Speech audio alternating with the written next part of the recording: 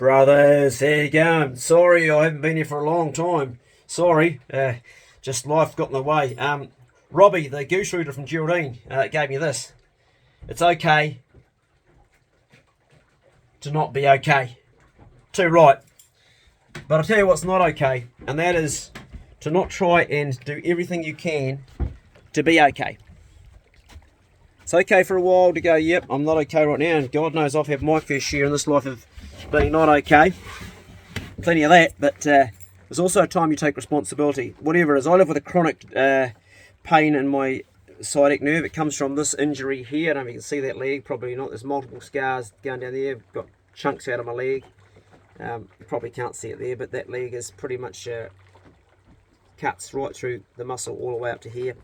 And also, without pulling my pants down, to my foot, I don't know if you can see it in there, the hip, all the scar tissue. And so that leg's shorter than the right leg, which makes it difficult. And also, I did 3,159 shows in Europe and stomped the other leg and stood on that one, that compounded the problem. So I live with chronic pain. Now, sometimes when you've got something that's chronic, it's because it also serves a purpose. And on some level, I know it doesn't make any sense. You go, well, what do you mean serves a purpose? Sometimes we can use things like that as excuses. And I have used that there as an excuse. I'm guilty of doing that. And I've pulled myself up on it. I can't do this, mate. My leg's fucked on that side there. I've done it. Now, I've carried out bloody 179, 180 pound pig. 2 pigs that were that big years ago. And I've done a lot of other things which that leg was fine. It hurts, but I got through it. And I had to pull myself up because I was making excuses. I was telling tall stories.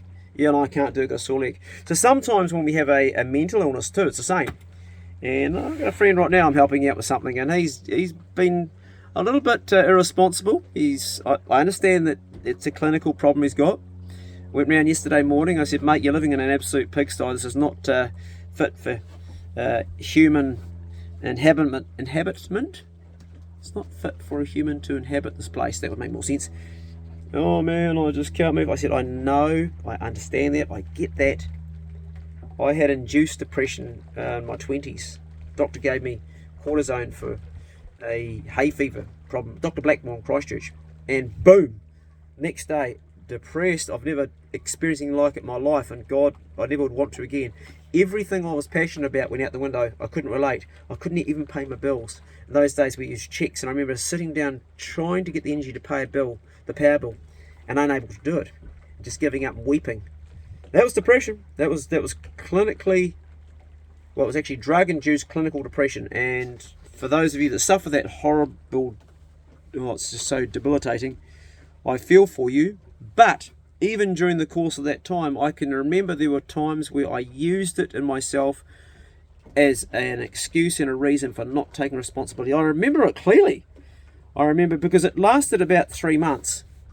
And just like cortisone, it wears off about 3 months. And at the end of the 3 months, I started feeling better.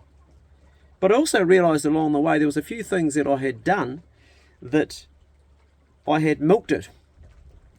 And I'd been completely irresponsible. I hadn't dealt with my responsibilities. I remember it very clearly. I had to go to work one morning. I'd been on the piss the night before, and I used to drink a lot of piss like a lot of us did when we were younger. And I was hungover to hell. And my boss knew that I was suffering depression. And I said, look, I can't come in Monday morning. I can't come in. I'm so upset. I was hungover. And I was using it. That's actually quite shameful. And I'm not proud that I did that, but I did.